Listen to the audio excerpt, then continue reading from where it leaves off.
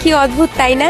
ছেলেরা এমন একটা মেয়েকে ভালোবাসে যাকে না তারা কোনোদিন ভুলতে পারবে, না তাকে কোনোদিন ছাড়তে পারবে। তবুও সেই মেয়েটা সবকিছু জানার পরও একটা ছেলের জীবন নষ্ট করে দেয়। তার এটা ভাবে না যে তাকে কতটা ভালোবেসেছিল।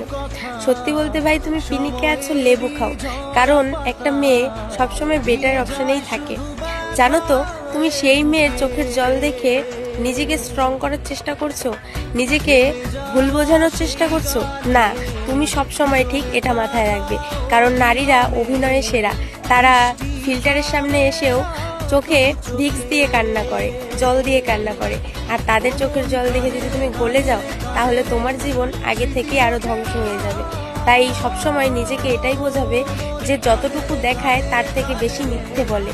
তাই নিজেকে সবসময় স্ট্রং করো, এতটা লেভেল বানাও নিজের, যেটা দেখে কোনো মেয়ে তোমাকে চিট করার আগে 10 বার ভাববে। বুঝলে?